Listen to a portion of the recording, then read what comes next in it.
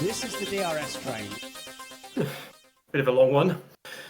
I'm Peter Brook, I'm joined by Ciaron Smith and Nedzo's F1 Grid Blocks, and you're listening to the DRS Train podcast. Well, that was a very tense race. I'm finding I'm a lot more gripped than I have been in a very long time. I mean, it's getting into sort of late 2021 territory of just... It's now this title battle is getting so close, you're just really, really nervous, and I haven't been so engaged in a race in a long time, which... At the glance, not the most entertaining and action-packed race in the world, but not terrible either. But it's just now it's everything is just really intensifying in these final few races. Absolutely, and glad to be back with both of you. I thought that race was at times entertaining and at times frustrating. Of course, the FIA always find a way to manipulate results in an unprofessional way, in my opinion. But also, it's sad to see the strategy so limited. I mean, once again, we had a soft tire that lasted almost 40 laps, when everybody was telling us on Friday that soft tire is great for the launch, but it'll get you into an early stop and limit your flexibility. It's not the case at all. This soft tire was literally like a hard tire, so I'm not really sure what Pirelli are trying to do. Nobody told them to do that. As always, they always blame the sport and say, "Oh, well, we're doing what you asked us to do." Well, no, you're not, mate. No, you're not. Finally, I'll say, like, this race had some standout performers. We'll get into that in a second. I think Behrman stood out, but there was a lot of drama around basically his race as well at the end with the VSC. But overall, some great performances throughout the grid and some controversial moments, not least Max versus Lewis, which is always entertaining. Yeah, I think it would be good to address that elephant in the room straight away. Obviously, a driver who some have labelled as inconsistent, some have labelled as a nutter, some who have labelled as a bit of a cry merchant, or someone who needs to improve in certain areas. And obviously, Carlos Sainz did indeed speed in the pit lane twice during the race, and obviously that wasn't a great look for him. But yeah, it was a very good race, and I think that definitely one of the best recent ones. Even if, yes, the strategy was a bit less to be desired. Yes, some aspects of the race direction was a bit poor, and not just with the VSC, but with other incidents and stuff throughout the race. But overall, I think if we get those kind of races for the rest of the season, I'll be happy. I think that it's better than a boring bore fest. Although I think we've got Brazil coming up. That could be a nice one. Vegas is just full of terrorism and freezing cold conditions. So we've got those to look forward to, even if Qatar, Abu Dhabi, and those kind of events might be a bit more professional. But it could be quite fun. Nedzo, would you actually be happy with a race that clearly had an unnecessary VSC thrown out, which robbed us of a battle at the end there between Behrman and Piastri? It robbed us of a battle between Verstappen and Leclerc. And what on earth was Verstappen doing? just lunging his car into Hamilton. There was no way that move was ever on. And then Lewis decided to retaliate by excessively cutting a corner. Then Lewis gets the penalty and Max doesn't. I didn't like that. It's more of the same FIA inconsistency, which I think ruined the race. Yes, Behrman got a magical result, but ultimately, when the FIA is manipulating and not being consistent, I actually think it ruins the race for me. But yes, this race had more action that was actually worth watching than many of the races, if not all this year. It was great to see Lewis and Max finally remind us what it looks like when two drivers really go at it. I just think Max went over the line, and Lewis did too, but it was just bizarre to see Lewis. Again, I'm not like a super Lewis fan or anything, but it's bizarre to see him get that penalty when Max did something that I thought was also over the line, frankly. Then the counter argument I'm hearing is, "Oh, Max was ahead at the apex." Well, it's because he brakes so absurdly late, and that move was never on. Not sure what you think about that, but I was frustrated by the FIA. It's just all heating up a lot now. I mean, the stakes are being raised so much, and from what has been a relatively chilled season, it's just interesting because it's like watching the race. I haven't paid attention to pit strategies in such a long time, and I was trying to work them out in my head. And I was looking at time, I was thinking, well, if he pits now, it would come out here because normally I don't care enough to pay attention, and I get really confused. But it helped that this time it was a relatively straightforward strategy for a lot of people. But yeah, it's all there's just so much to think about as well. But if we start, I suppose, with the winning team, which is McLaren, yeah, a weekend of two halves, and it's fascinating how the fortunes have shifted really because Lando is looking really good. Well, at least this weekend was looking really strong. Piastri just has been nowhere all weekend. I mean, that race from Lando, I mean, we haven't really seen that ever in terms of how comfortably he controlled the lead, and he built out a 30-second advantage by the end, and that was it. And he had an amazing start as well. And he got pole by 4/10. I mean, we haven't seen he put on the kind of performance that Max and Lewis would put on when they had that kind of machinery. But then Oscar, I mean, at the end, he did gain things back because he got past the Mercedes. He possibly might have got past Behrman without the virtual safety car. In the end, he loses the lead in the championship, and he loses out to, well, both of them. But it could have been worse, I suppose, from starting P7 to get up to P5. But yeah, it's they're going to have to make a decision soon because they're only 1 point apart. About we have to favour one of these if Max is continuing to catch up with us. If we want one of them to be champion. I think that was a round of damage limitation, not just because of his poor form recently, and he has just gone down the gutter, but from the actual race itself. Like, yes, he moved from P7 to P5 on P7 on the grid to P5, but he was P11 on the opening lap, and I don't think we ever saw a replay of his race start. But he was to lose 4 positions on the softer tire at the start. He must have done something colossally wrong. I don't remember seeing a replay of his start, but yeah, it was just a bit. I don't know what's happened to Oscar because, as I said, for the first like 2/3 of the season, we were saying, "Oh my goodness, he's the one like he's mostly consistent," whereas Lando's the one constantly making these errors, whether it be in qualifying, whether it be in race trim, and now it's just flipped on its head. Norris put on probably his best performance since Zandvoort 24, maybe even better than that sort of level, and Piastri was just nowhere. And I mean, I don't know if he's just having this late season fumble, or I mean, there have been people saying that McLaren has brought some updates in the recent races that have favoured Norris in terms of his handling or his driving style. But even then, as you said, Verstappen is still catching up. I think the gap between Norris and Verstappen is now 26 points, something around that margin. 36. So it's 36. even though he lost out to Norris, it's still a kind of net gain in terms of his position to whoever's leading the championship. It's just not enough of a gain. He needed to gain about 8 points rather than 4. So is it now 4 rounds remaining? Yeah, he needs to gain 9 points per weekend, and that's just to tie on points with them. Bear in mind there are 2 sprint races left, so there's that to factor in. But it basically means he needs to win every race with them, both of them third or lower, which seems or alternating second and third places, ideally. Something like that. Yeah, I don't know. Yeah. This could be. It's good we got Ciaron here because this could maybe be a Kimi 2007 situation. It could be. I mean, except that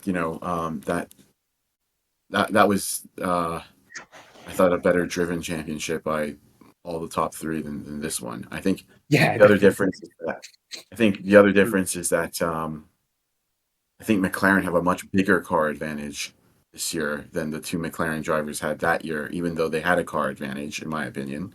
Yeah. Let's not go down that rabbit hole. That's the topics I know just causes people to get angry when I say that 2007 McLaren was a better car than the 2007 Ferrari. And yes, it was. I mean, And yes, I will defend that. I didn't know that was controversial. I mean, looking at the data, it's kind of a given. It was certainly more reliable. I mean, there wasn't a single mechanical failure all season. Better mechanical grip, better reliability, better front end on the car. It's quite clear. But my point here is that Piastri is in a slump. And it's not just because he's nervous. He's inexperienced relative to Lando when it comes to just still think, setting up a car. He clearly had issues with that this weekend. But also, remember, he's awful around this circuit. I mean, people just are talking about this year at Mexico. I mean, what about last season? He was absolutely nowhere around that track, wasn't he? I mean, he was just completely lost at sea. I think I can't remember what his issue was, but he qualified 17th at Mexico last year. Then I think in 2023, he was also not that great around that track, if I remember correctly. Even though I think Lando had an issue in quali, but raw speed wise, Lando was much quicker around Mexico. So what we saw this weekend was a driver who, at a track he's clearly is not his favorite, coupled with setup issues, massively underperformed, and he can't do that. You cannot afford to underperform in a title fight like that, and that's the only weekend he can afford to have. Because if he has another weekend like this, he's going to be behind, and I don't think Lando is going to be making any silly errors from now on. He's got the championship position he wanted. He's got the best car. I think he's on a really good roll right now. You said it. You both said it. We haven't seen Lando drive like this ever. So it clearly shows he's coming into his own at a time that is crucial. So Oscar's got a big challenge here, and I'm not sure Mark Webber's the best person to talk to about it either. So with all due respect to Mark, who's a phenomenal driver, Mark was the one that kind of blew the 2010 title, didn't he? Back, and that nonsense happened in Korea and some other races. So bad weekend for Oscar. McLaren have the quickest car. Lando capitalized on that, and Max did what he could, but he was robbed by a VSC. So we're in for an interesting end to the title fight. I still think McLaren have a clear edge. So I would say Lando is the title favorite, and I think most people are looking at it that way. What do you guys think? I guess so. It's just, maybe it's copium, but I'm feeling like these last 4 tracks, they're all ones that Max is really good at. But then, to be honest, he's good at basically every circuit except Singapore. Yeah.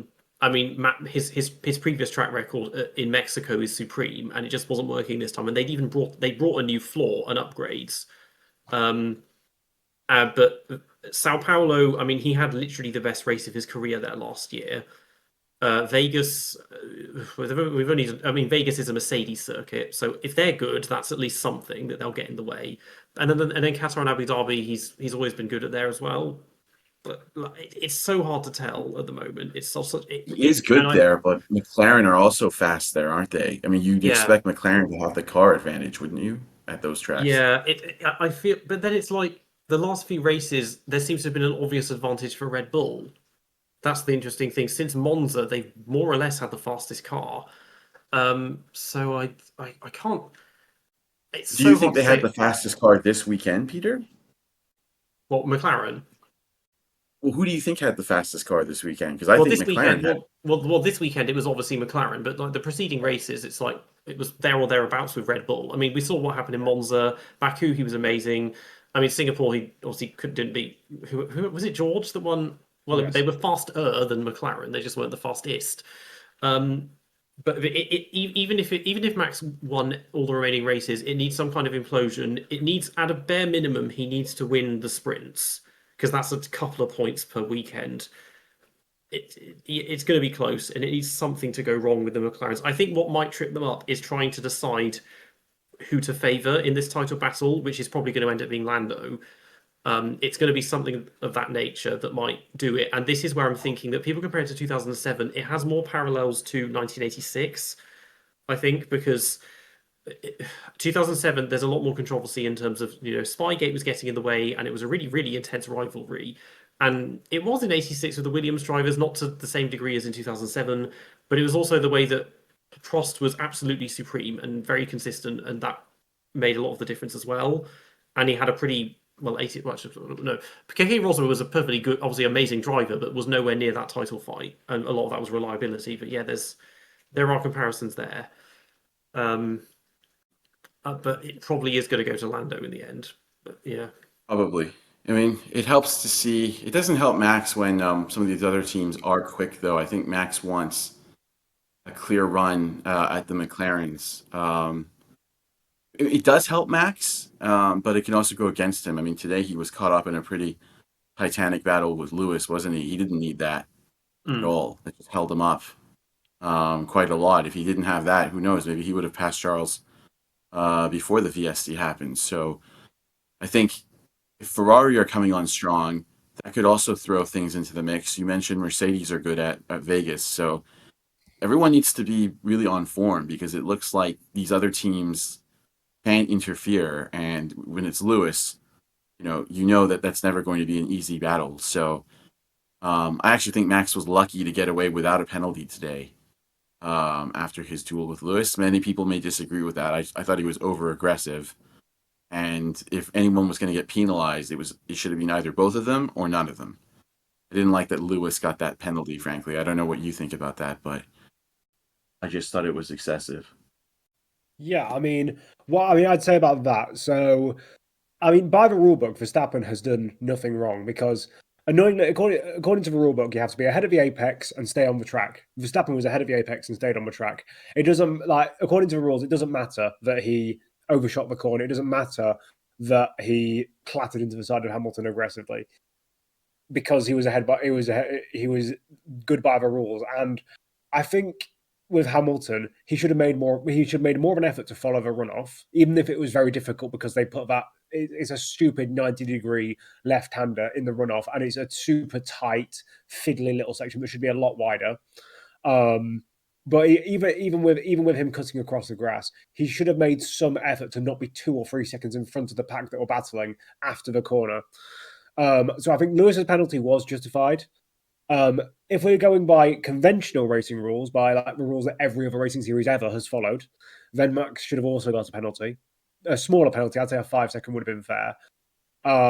But according to the F1 rulebook, which more focuses on entertainment and more focuses on rules that are determined by drivers rather than by stewards, not a penalty, unfortunately. But yeah, it's definitely. Signs of improvement, especially for Lewis. If we're going to move on to Ferrari, signs of improvement from Lewis, but also Charles. He was there pretty much on merit in second place, so that could be interesting going into the final rounds if Ferrari are up there with McLaren and Red Bull.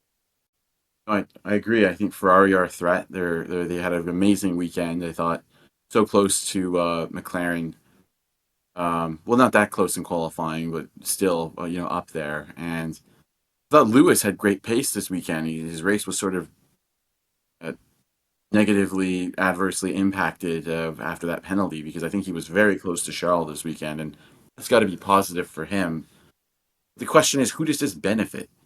If Mercedes and Ferrari are getting stuck in, that risks that there could be cars between Max and the McLarens. I think that actually would prevent Max from maybe being as close as he wants to the McLarens on a consistent basis if there are cars getting in the way. I think Max wants a clear run at that, but I'm not sure how to think about that. What do you guys think? Who does this benefit if Ferrari and Mercedes are getting constantly involved in this title fight? I would think it benefits whoever's leading the championship. it's funny, really, because last week everyone was saying Max has suddenly got like 4 or 5 number 2 drivers helping him, but now that he's on the back foot again, it's like, oh, actually, they're just going to get in the way, and that's why it's hard. It's hard to say, really, because Tsunoda, he did a little bit today, but not really enough. And you can say that Ooh. of yeah, Ben, you can say as well, like, the thing is, okay, George does not like Max. Max doesn't like him. He would make more of an effort to get in the way than the others would. They're going to be right. They'd be. I mean, Leclerc. They've raced each other for years. Someone like Antonelli's going to be quite passive if he's getting involved. Lewis, well, they basically know how to race each other, I guess. I don't know. It's very unpredictable. It's really hard to make any real predictions because it seems like the pace is changing so much. Because if you think that Red Bull went from having pretty much the fastest car in COTA to, well, certainly third fastest, possibly fourth fastest. It's kind of hard to tell just in one weekend. So yeah, I don't know. It would make it easier if they were just obviously slower, though, at this point. I think so, and it's going to be an interesting end to the season. I think it benefits McLaren as well. You mentioned Kimi Antonelli and George Russell today. I just wanted to flag that Antonelli was quick today, wasn't he, relative to George? A bit of a breakthrough moment. We haven't seen that all season. He beat George in a straight fight, really, didn't he? So that's big. He's a rookie. He just beat who I consider to be the second best driver in Formula One. So that's great to see, and long time coming. So we all know Russell is a phenomenal driver. We want to see him battle Max, but it's great to see Antonelli up there again, even if the Merc is not at that level. I'm not sure if you both share that sentiment, but I thought Antonelli was quite good today, at least relative to what he's shown so far this season. I suppose it was kind of dictated a lot by the scuffles we saw in the first few laps, because this circuit, despite the enormous long straight, overtaking is surprisingly difficult. And I think because the high altitude and the thin air sort of negates the DRS effect, and we've seen the way Behrman was holding people up for ages, and Piastri wasn't making much progress and everything. So that seems to have made a difference as well. Peter, it's that's a huge part of it, but it's also this tire deg that we're seeing. I mean, there was no tire deg. I mean, George Russell mentioned it last race that the race is over after turn 1. And that's kind of how I feel. I mean, barring some very, very aggressive moves that can shift the order through, drivers getting displaced off the track like Max and Lewis. It was fairly straightforward, frankly. I think when you bring a soft tire that lasts 39 laps in some cases, that's absurd. That just prevents overtaking in itself. And Pirelli still haven't found a way to make a tire that's easy to warm up. Thus, it doesn't suffer in the dirty air as much when drivers lose tire temps, but also degrades enough to create strategic variation. Either they're building a tire that's very hard to warm up but lasts forever, or a tire that's easy to warm up and runs out in 2 laps and nobody can really race on it. So this is your 15 or 14 of Pirelli. A huge part of the reason we don't see a lot of overtaking is because of the tires. And there's no doubt about it. And Peter Windsor and Mark Slade had a great interview last week, and Mark Slade touched on this and how difficult it is with these Pirellis to get them back up to temperature once you lose that tire temp. And in a low altitude track like this, that was really brought to the fore. So same old mess, isn't it, when it comes to that? But the track doesn't help, as you said, either. That didn't stop Behrman, though. I think we should probably just talk about his race a little bit, don't you think? I mean, that's got to be one of the performances of the season, even with that bizarre VSC at the end. Why was Behrman so fast this weekend? I mean, he's shown fantastic pace, not just at some points this season, but in the past couple of races. I think that was his third Q3 appearance in a row in a Haas that is definitely not Q3 is definitely not fifth fastest car on the grid because you've got the top 4 teams. You've got Red Bull, Mercedes, McLaren, and Ferrari, and then you've got teams like VCarb. You've got teams like I'm trying to cycle through them now. Potentially, Sauber has been sort of up there occasionally. They've all been up there at different points. Even Aston with Alonso, especially. But Behrman, like he did in Silverstone, like he did at other tracks where he just pulls out these qualifying laps out of nowhere, he did it again. And like it's like in Zandvoort. I think I was quick to say, and a lot of people were quick to say, that although it was a great performance from Hadjar and that he got third place and he deserved the third place, he mostly got it because of qualifying circumstances. He was the only guy to really put in a solid second lap out of the midfield guys in Q3, and he held position and he inherited a position for a reliability result to get P3. Like if one of the top guys had retired in this race, whether it been Norris, Verstappen, or Leclerc, Behrman would have been on the podium. But Behrman was also, although it was a great race, he was also a beneficiary of the stuff that happened in front of him, from Verstappen, from Hamilton, from Russell, from Antonelli. All of that fell in his favour, but still, he put on a good performance because we've seen it. He has been error-prone this season. He's made needless errors, whether it be in Silverstone in that pit lane, whether it be other. I mean, there was stuff that wasn't his fault that he got penalised for no reason, like Monza, like Kota. But yeah, I think that this was like I don't think a coming of age performance is kind of right, because I think he's going to do good performance and continue to show good results. But especially considering where Ocon's been in the last couple of races, either the Haas has somehow got better, or he is just finally getting comfortable and he's just delivering week in, week out. And well, I think this pretty much confirms me for the moment he has been the best rookie this year. Wow.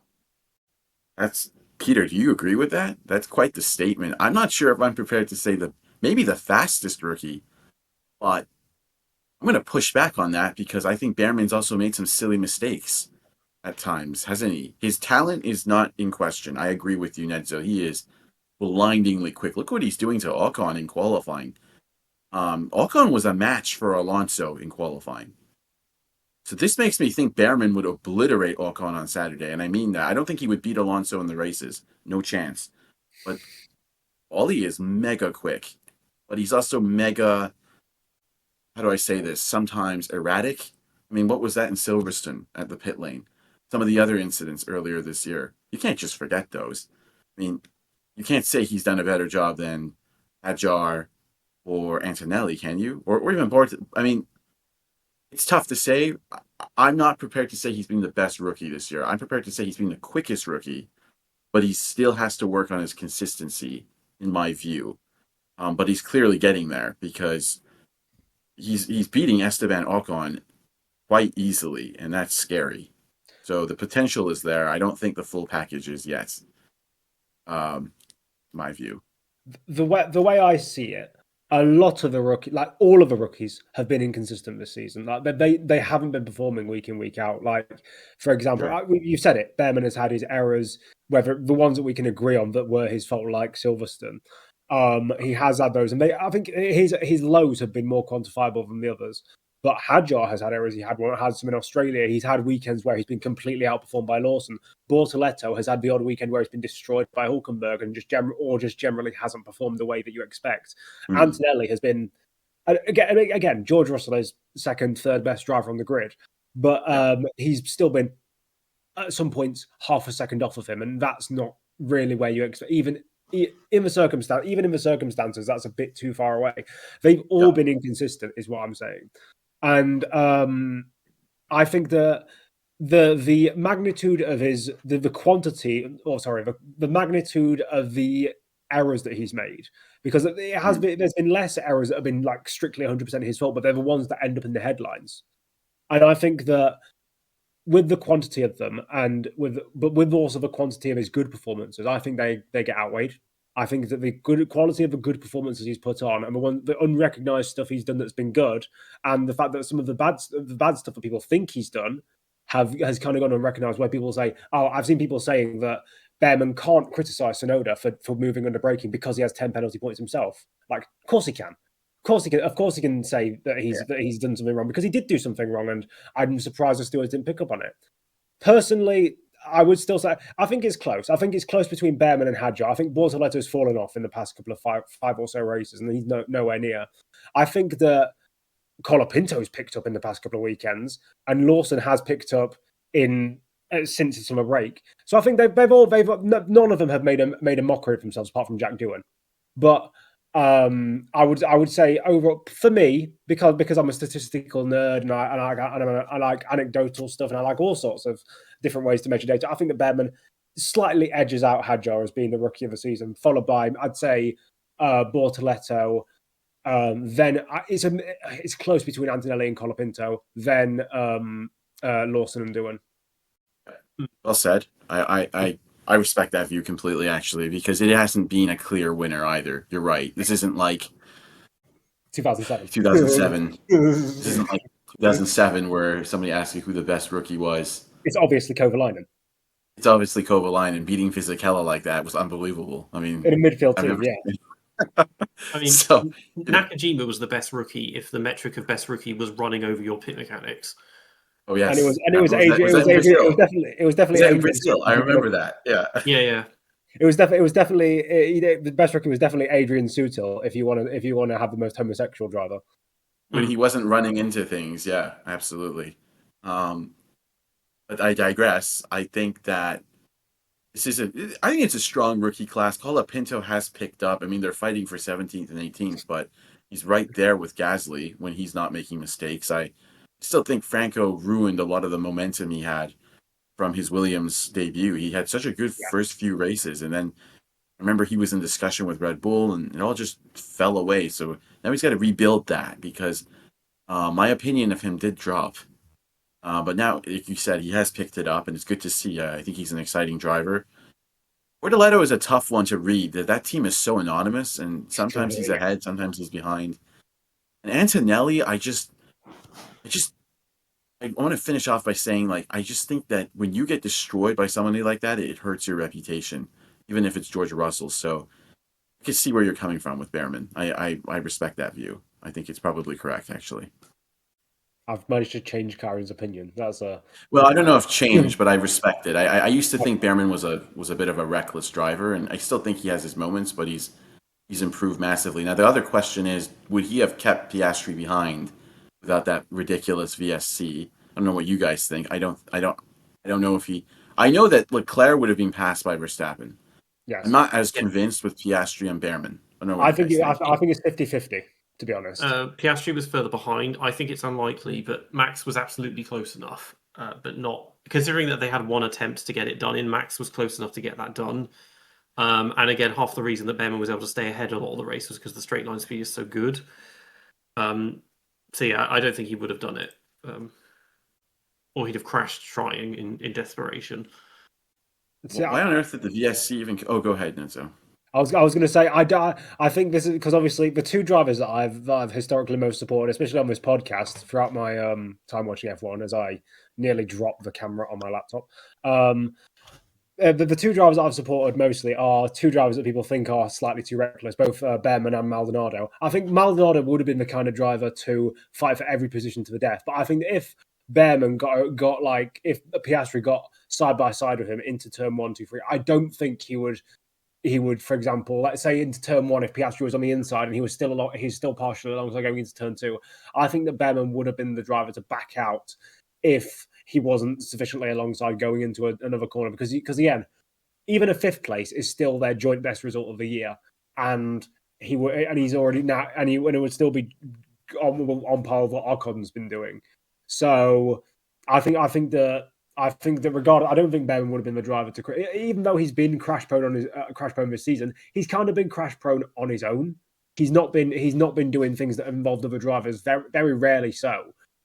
We talked about Tsunoda. We talked about Ocon in Silverstone. But other than that, like all of his numerous kind of incidents, even if they weren't all his fault, have been on his own or whatever. So yeah. And it was Ocon was he wasn't completely anonymous. He was up in the top 10, up in the top 8 during part of the race. I don't know where he finished. Was he in the points in the end? 9th. He was Okay, on so mediums. That's because they ran him so long. He came on just around, wasn't it around Piastri or George? And he was, yeah, I think he tried to pass George on the when he came out of the pit lane. so he wasn't horrendous. Yeah, It was at least an average drive, but Behrman was kind of just on that another level. it was Ocon's first point since Zandvoort, and that was a 10th. This is his best result since Canada. And Behrman has been doing. Behrman's been. He's got points in 4 of the last 6 races. So yeah, and now he's ahead of Ocon. Oh, is he ahead of Ocon in the standings? Yeah, but only by 2 points, but still, Still, he's yeah. tied with Lance Stroll. It's pretty Yeah. stunning, actually. Mm. I have to say that is stunning, considering he had some difficulties early on. So yeah, it's good to see that. I think the Haas is obviously a very good car as well. I mean, to finish 4th, you have to have a car to do that. So credit to Haas, they really improved their car. Maybe they always had a quick car. I'm not really sure at this point, but they've improved their car. It's up there with front runners, so that's nice to see. I think down the grid, there just wasn't as much to report. Um, I don't really know what to say about some of these other teams during this race. I thought that Colapinto and Gasly were close. Sauber had their usual disappearing act. Sonoda is just an average Grand Prix driver. I don't really know what else to say about him. And Carlos Sainz was a bit bizarre today, wasn't he? I mean, that was ridiculous. You're an experienced Grand Prix driver. Why on earth are you speeding in the pit lane that many times? I mean, if you can say, "Oh, I'm in a new team and I got a podium for them a few days ago." Albon has 73 points. Carlos still has 38, I think. He's really got to stop making these mistakes and start leading that team, because it's like one weekend he's good and then the other weekend it's like, what on earth? So there was that, and Fernando Alonso did his usual consistent performance. I don't think there was much to choose, frankly, between the drivers in the end at Aston in the race. So pretty much standard operating procedure down the grid. Not sure what you guys think about that. Just want to add one thing. It's funny, at the beginning of the season, everybody was saying that the car doesn't suit Lando. And then after these updates in Canada, slowly the cars come back to Lando as well. So, I think conspiracy theories of like, oh, Zach and Lando have business, Lando's British, so it's better for the economic value of F1 if he wins. I'm not sure about all that. I actually really think this car has come to Lando's direction, and that's the reason he's beating Piastri quite easily now, and I think he will continue to beat Piastri, the tracksuit McLaren and Lando going forwards. But I just wanted to throw that in there as I also analyze the rest of the field. Your thoughts? I will just pick up on your science point. I believe he was reporting that the car was jumping around in the pit lane. It wasn't being sponsored by Crisscross, but apparently there was some sort of technical issue. There was there? Okay. Okay. I mean, unless you're Pastor Maldonado, you don't you don't speed twice in the pit lane in the same race while not having a technical issue of some sort. Peter, what actually was the finishing order of those kind of midfield teams so we can just breeze through them quickly?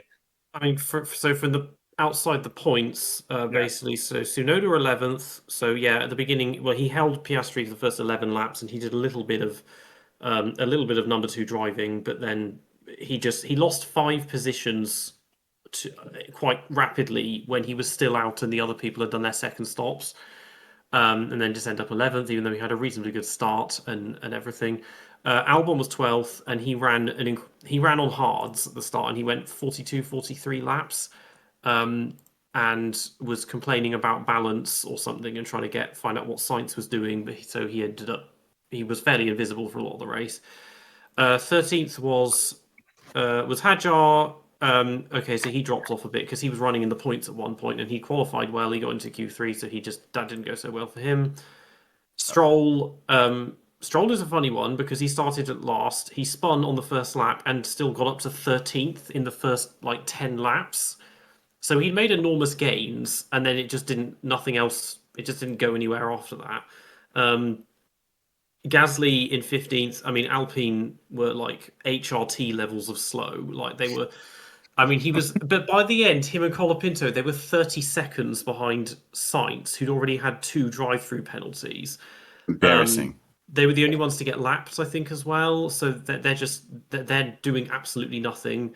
Um, and then the retirees were Sainz at the end. I mean, that one was it didn't need a VSC at all because he parked the car in the slowest part of the circuit. There is no possible way that any marshals were going to get hit by a rogue driver or whatever. And the other thing again is I say about complaint delayed everything.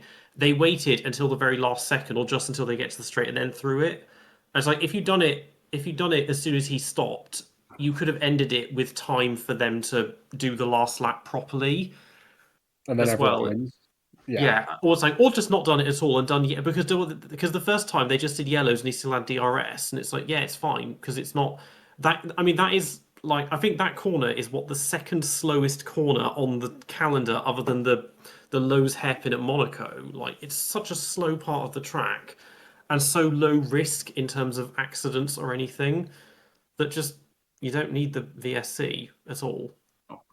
Oh, and I agree with all of that. There's nothing I can add to that other than I don't think any of those drivers, apart from Sonoda, massively underperformed. I just don't think they had the car. Albon wasn't great, in my opinion, this weekend. I don't think Hadjar could have done much more. Actually, Stroll did underperform. If he finished there with a spin, it means the car could have gone a little 1 or 2 places higher. The standout is Sonoda. I mean, how on earth did Sonoda finish behind a Sauber? Again, it's I mean, myself. Bortoletto was actually very good today, especially towards the end. There's a couple of good moves and everything.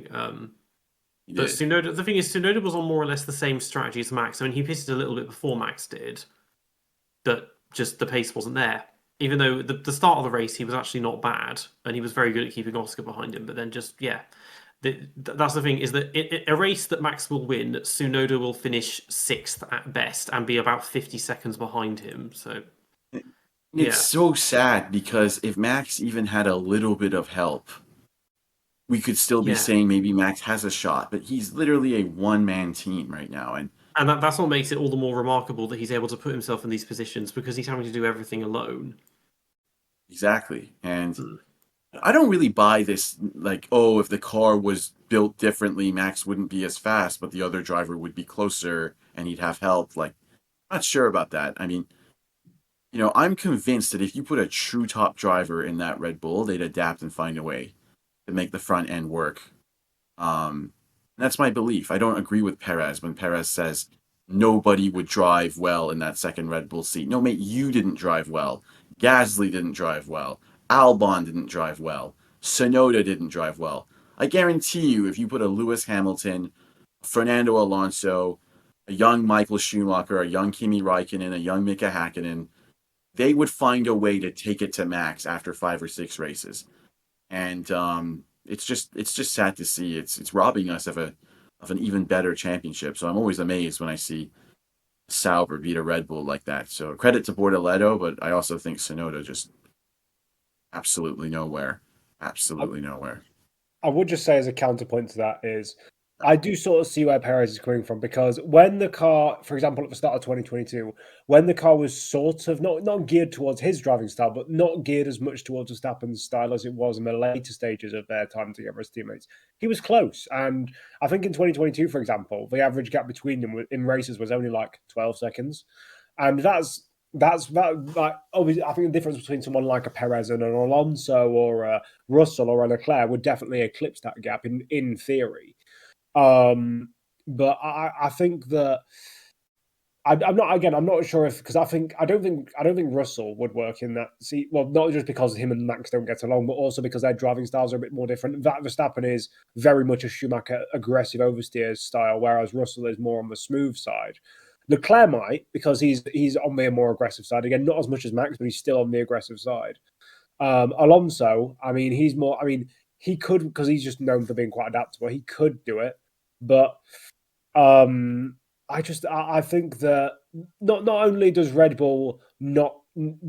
I think that they don't want a second driver because if they do have someone come into that environment, Max wants to be. He's like Schumacher. He wants to be the center of attention. He wants to be the person who is driving them forward. And I think that having a driver who could get to him would get in the way of that, and they might not even not even match him. So it'd just be an annoyance. I think for Red Bull, especially in 2026, when they're going to have a car, they have a chance to reset, they have a chance to make a car that is somewhat adaptable to a second driver.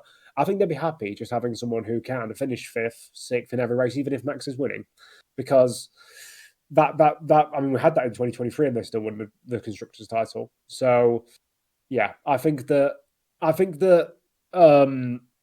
it's a mix. It's in between. I don't think that Perez is completely right, and I don't think that you're completely wrong. I think that there's somewhere in between, and that Max is. I wouldn't say he's untouchable in that Red Bull, but he's consolidated. And I don't think that anyone would beat him, even if they were to adapt to that car. Fair, but would they be able to finish fourth when Max is Yes. third? Would they be able to finish fifth? That's really what's at stake here. I mean, if you can put people between him and Piastri today, it makes a big difference. Yeah. Only Behrman could do that spectacularly, I may add. So it's a tough one. I don't see Max winning this title. I just wanted to put that out there. I know people want it to happen, but I'd probably prefer if Max won it. I'm not a huge fan of the current McLaren leadership and team, but I don't see it happening. I think we're going to see Lando Norris crowned as the 2025 Formula One World Champion. And I'm making that prediction here and now, so it's documented. Here's a question for you. You say you don't like the current McLaren leadership. Do you think that McLaren would be in a better position right now if Ron Dennis was a team principal? Yes, I do. And here's why. It's a great question. And here's why. Ron Dennis, for all his flaws, also had many great traits when it came to decisively making decisions, making sure people were focused, and he was a winner. So people followed that. And in a season like last year, when you had so many new personnel, they would have looked to Ron and he would have been a uniting force as of, showing people this is how you win, this is how you act. And I think they may have been able to win the title even last year. It's also more intimidating than Zach. So I think drivers will not be messing about or talking back in the same way. And people say, well, look at 2007. Well, that was a crazy situation that had nothing to do with just Ron. That was engineers going rogue and the intense pressure of Formula One at the time and the rivalry. They went overboard. But you look at the number of drivers he's managed, you've got to say he would do a better job managing drivers, setting the expectations, staying on brand. It's tough to say because Zach is probably about to win both titles. I just feel like they've made this look so much more difficult than it should have been. And I don't remember Ron doing that too often when they had a clear advantage. It happened. Usually they closed out. And I could see arguments for both sides, but yes, I think Ron Dennis would have won both titles last year and would have won championship well before the end of the season this year. That's what I think. But Peter, you haven't spoken in a while. I guess he'd have been more ruthless. I mean, you can't, in terms of where they sit in the constructors, you can't necessarily fault them in that they've won it this comfortably. Admittedly, it's because, well, if Max's performances are anything to go by, the only other car that can really compete with them is the Red Bull, and his teammate is fucking useless. So that's kind of why they've wrapped it up so early. I mean, they probably, even if Tsunoda was doing better, they probably have it by now, or probably in Sao Paulo anyway. It's just and what people don't like is the element of the way that the papaya rules and the way they're like, oh, well, we need to try and keep it fair between you two in terms of just weird team orders and everything. But I think with him, it's kind of hard to say which driver is better. And we'll put this one because Piastri has crumbled in the last 2 or 3 races, but before that, for basically the entire season, he's obviously been the better driver and just mentally stronger than Lando. And then it's just gone away from him. For all we know, it's going to come back in the final 4 races, and that's what's going to put them in a bind. Is because they can't. If you pick one driver over the other, particularly while Verstappen is still behind them on points, I don't know if we've really had that before, because you're basically telling one driver to deliberately concede the championship to their teammate when they're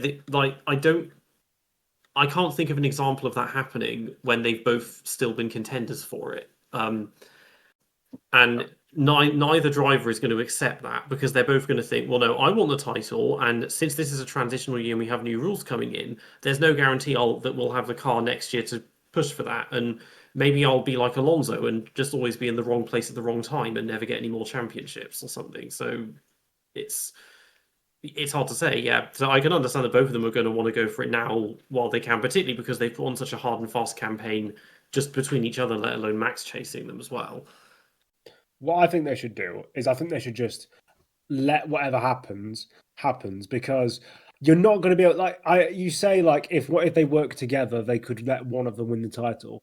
But I think that it's more inevitable that Max pulls the points back than that they don't make errors. So I think that if Lando's going to floor out the rest of the season and win the title by a dominant margin over Piastri, let it happen. If Piastri's going to get his form back and fight Lando and they end up losing by 1 or 2 points to Verstappen, let it happen. Because then you can say at the end of the day that there was no sort in the last couple of races when the gloves were off, when they were on a level playing field from Mexico, that they were at least somewhat fair for the rest of the season.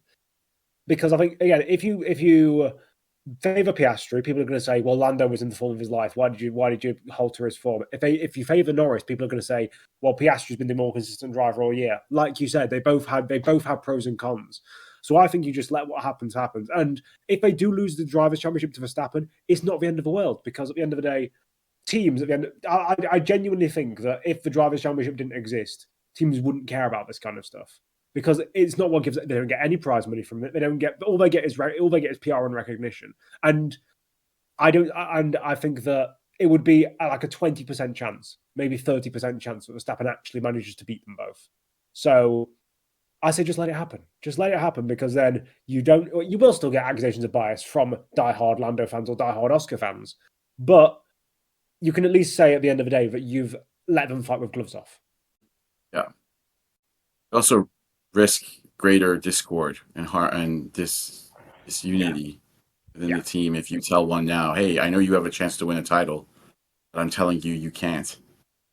That could end really badly on track. Vindictive. You never know how a driver reacts in that moment. So probably best to play it cool, let them race, and then reasonably ask one to move aside if there's a better strategy or whatnot. And this is where good leadership comes in. Yes. If you're too aggressive, it's going to backfire. And if you're too soft, it's also going to backfire. So Dak is under the microscope in this moment. Key moment for him, but yeah. I think that, because I think that Lando is definitely a more fiery driver than Oscar. I think Oscar is still fiery, but you just don't see it because of his nonchalantness. But I think that it's like if you asked other fiery drivers like Lando from history to give up a championship to a teammate, they would just say people like, I'd say Massa is in that category.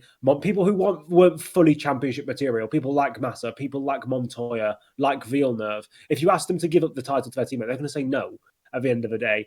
And even with more respectable drivers, like, I mean, Gilles Villeneuve did it to Jody Scheckter, but that was just because I think he knew he'd have more chances later on. But yeah, I would say it wouldn't work if you genuinely like prioritize one driver in the driver's tires. I don't think it's going to work because knowing McLaren's luck, they would, for example, prioritize Norris, and then he would bottle under the pressure and he'd start underperforming, and then they'd end up when trying to prioritize one driver, they fuck them both over.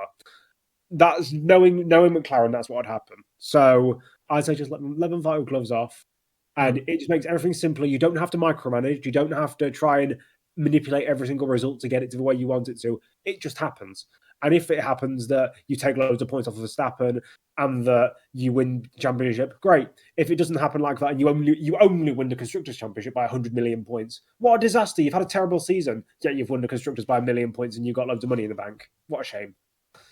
I mean, they don't really need to do anything because they've already got the Constructors sorted. They've got that, which is what the team cares about. They got the prize money, so they can just do Well, kind of play it by ear, but also they could even argue, well, the two halves of the garage, you're now competing against each other. So we won't put any orders in, but in terms of your respective race engineers and pit walls, you can do what you can to try and outwit your teammate. But Yes. we'll just leave it because we had. I remember in 2016 Abu Dhabi when Hamilton was backing Rosberg into Verstappen and Vettel, the team were getting very annoyed with him because he was ignoring team orders, and he was like, "No, we're at a threat from them."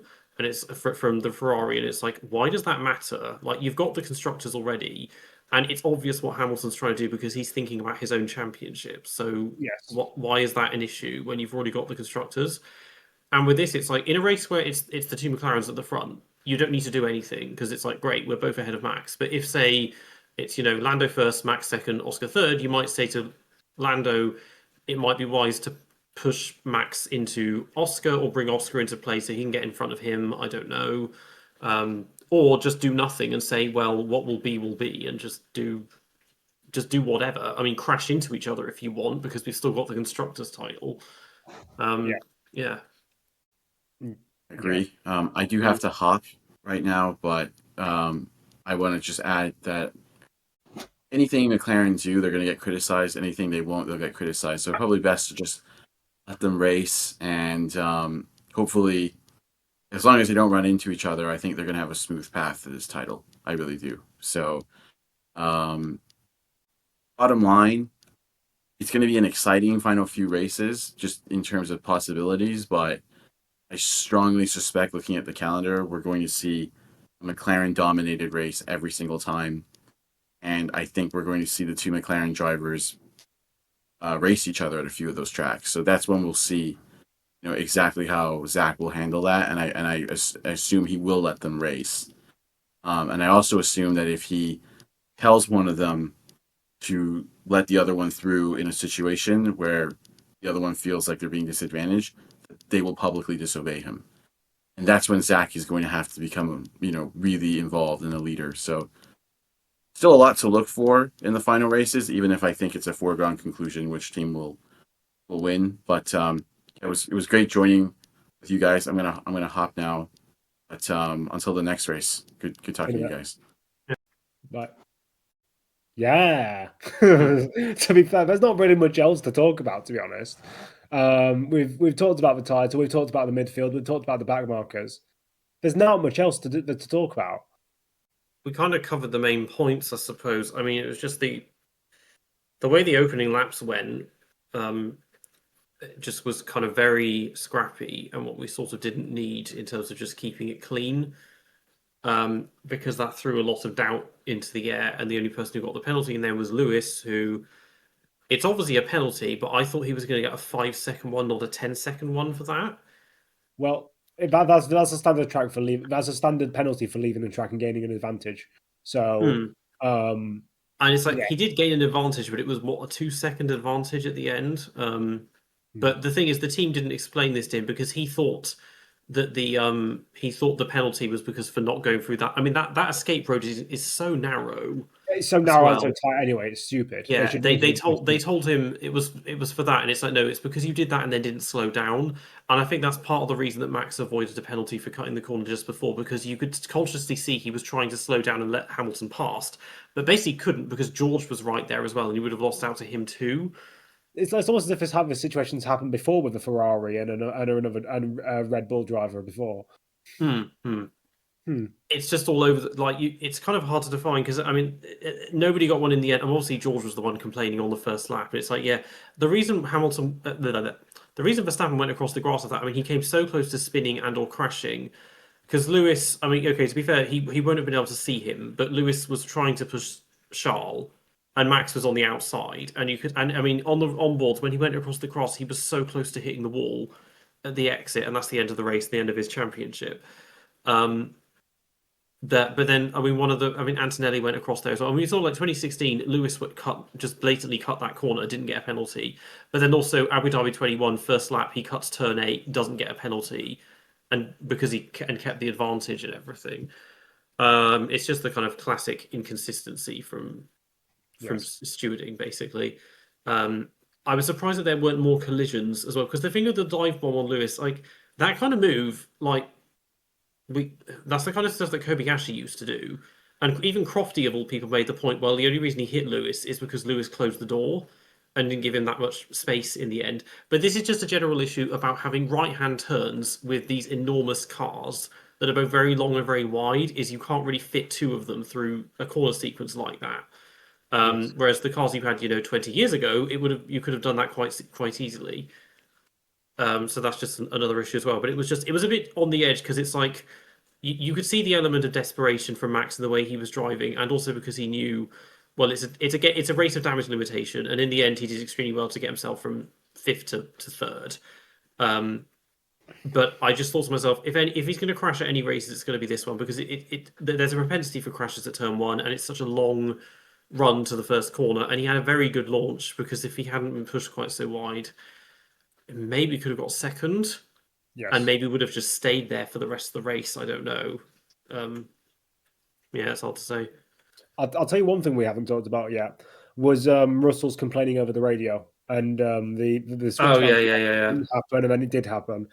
Would that have potentially changed his result? Probably not, but yeah. I mean, they took as they do with any time anything like that happens, they take 20 laps to get them to swap. And it's like, well, if you were obviously faster, you had 20 laps to just pass him yourself, and you didn't. And they kind of said that to him because he was like, "Oh, can we swap cars? I'm faster." And they were like, "You can pass him." But then he didn't catch Behrman himself, so gave the position back. And yeah, I mean, how often does that work? Let's be honest. When they swap and the person actually passes that guy, like hardly ever. I guess they thought it's a Haas, so we should be able to pass it. And yeah. And I think everyone was just a bit surprised because for a while it looked like he was going to get a podium, and if they had, and now because they pissed him again, which wasn't brilliant. If he'd stayed out though, his tires would have been really old by the end. So I don't know about that. And I was thinking to myself, okay, well Leclerc is falling off, and if Lando's engine explodes, like Behrman might just win the race. I don't know, but still, it's a P4. It's that. I mean, that's his best result. It's Haas's joint best result ever. I think they got Austria 2018 was a P4, Yes. possibly 2017 as well, and they've never had a podium. 10th season and still no podium. So they're almost as bad as Hulkenberg in that regard. But they brought upgrades recently, so they've suddenly decided to not be invisible, which is fair enough. But they're not. I mean, if they kept this up, they'll be messing around at the front as well, which is quite fun. I mean, it gives them a free ticket to win the midfield battle, but I don't think they're going to be interfering that much. But it was just a bit of a spin because he had such a good start, and then because he was in the right place at the right time when they were all going off and cutting corners. Yeah. Yeah. I mean, it would be the most Haas thing ever if after years of saying, wait until next year, we're developing the car for next year, that they decide to just do all of their development at the end of a reg cycle and then be terrible in 2026. That would be quite funny. But yeah, I mean, I'm happy with the result. I think that could be interesting. Going back to the title, I know we've talked endlessly about this, but going back to the title race, I think it could be interesting. Vegas definitely could be interesting. I'm not sure if that's the next race. No, it's Sao Paulo. It's Sao Paulo first. And then we have a triple both header. Sao Paulo and Vegas. What you can do, I mean, if it's not going to rain in Sao Paulo, Verstappen could easily, what he could do is he could trim down the downforce levels because you can run a low downforce setup at Sao Paulo. Because although, yes, the middle sector's tight and twisty, you've got a massive long front straight, you've got a massive long back straight that you can, or maybe not massive long back straight, but a decently sized back straight. And then you can get away with it because the corners are so slow. That's why it's the same at Monza. You run a thin wing because the corners are so slow. It's not a very aero dependent circuit. Vegas is a similar thing. And he can get a massive long back straight down the strip, and he can do that. Qatar less so. You can't really run a no downforce setup at Qatar, but you could easily do that at Abu Dhabi, for example. So I'd say still watch out for Max, especially if a Red Bull still has that dominance in the straight line. But yeah, he does need McLaren infighting, potential other teams coming in. But the thing is, what he needs is for the Red Bull and the McLaren to be equal, preferably what he needs is for all four teams, so Red Bull, McLaren, Mercedes, and Ferrari, to be equal on performance because he's the best driver of the top four teams. So he can go off and dance off into the distance while Norris and Piastri fight with Russell, Leclerc, Hamilton, Behrman, all those other guys. I think he just needs to knuckle down because he was just being so pessimistic all weekend. Yeah. And everything, and you could see the desperation in the moves he was making. And I was thinking to myself on the last lap when they finally released the virtual safety car, I was thinking, is he going to dare try a move and try and pass him in parts of the circuit where you can't pass people? Yes. And obviously didn't. And I it's think he was just trying to consolidate points there. Yeah, and it's like, no, at this point he needs to just think about chasing pole positions and just try and lead from the front and hope nothing goes wrong. Hope there are no breakdowns and nothing goes wrong in the pit lane, and just let the others fight because it's not.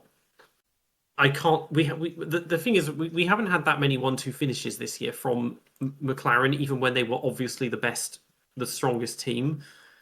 I mean, they've had 1, 2, 3, 4, 5, 6, 7. They've had 7 1-2 finishes out of 21 races now. Yeah. So yeah. And now that's when they were so much faster, and now they're not, and so it's going to be kind of mixed up. So it's not necessarily a given that they're just going to run off, and also factor in the fact that Piastri's just flopped too. That I don't. Yeah, there's so much at play, and these are 2 good circuits and 2 not so good ones, but it's because the title's still at play is what's making it more engaging. It is sort of annoying that you wonder. Things like for him not being able to take second, is he going to lose the championship by less than 3 points? And you think about, we'll be hearing about this endlessly if Lando loses the championship by less than 18 points as well, about Zandvoort, because that's the thing is without that he'd have a lead of 54 points right now. Yeah. And you think to yourself, well, that's not realistic because that's about 11 or 12 points per race that Max needs to gain on him. That's more than 2 race wins. And at that point, you say, okay, he's basically got the title in the bag, but that's obviously not the case, and that's not how championships work. So yeah. Well, if we do tops and flops, tops, well, dare I say, Lando, Max, and then Behrman. I'll go for Behrman first. I'll go for Lando second, and then I'm trying to think if there's anyone else other than Max that you can realistically say. The only person I can think you could do is Leclerc. But even then, I'll say Max, but it's just in a different order to you. Yeah. Leclerc's was just more. It was more obvious that he was going to get that second. I think it wasn't like, oh, he's pulling a blinder here, and also he just got lucky with the VSC in the end. Yes. I mean, he took the lead at the start, but then he had to give it back because it was all a big mess, wasn't it? Yeah. Yeah, it's funny rules. 40 years ago, you just keep it and be like, well, suck it up. I'm ahead now. And if you're lucky, my engine will just blow anyway, and you'll get the win. Yeah. Flops. I mean, this wasn't a race of people. I suppose. Well, you could argue. I mean, the speeding in the pit lane wasn't his fault, but him parking it where he did might be his fault. So you could argue Sainz. Alpine would. Yeah, they were just decrepit. No one else was like noticeably shocking. I mean, Tsunoda was just annoying because he was sort of there, but not really. I mean, Piastri kind of made it back at the end. Hulkenberg's car. I don't know. Alonso, I heard apparently Alonso just rage quit. He didn't actually retire. He just came in and was like, I can't be bothered. I don't know. Lawson had, I don't know, again, Lawson, because he broke his front wing because I could see it was broken on the first lap, and then he pitted and then pitted again, and they just gave up. Don't know what was going on there. Yeah. So probably Tsunoda is the other one. I'll go for Alpine just because I think that you can't be as far as they were behind the rest of the pack as a team. It's a bit embarrassing. Yeah. Well, okay. So, if you're a Lando fan, that was obviously a very good result. If you're a Verstappen fan, that was just a race of damage limitation. It's made his campaign a little bit harder. But it needs him to put on some blinders, which I have no doubt he can, especially the next race in Sao Paulo, and things to sort of go wrong. And as we said, there's elements of strategic and team decisions at McLaren, how that's going to factor in. Also, there's the competitiveness of Mercedes and Ferrari, and possibly Haas if they keep this up.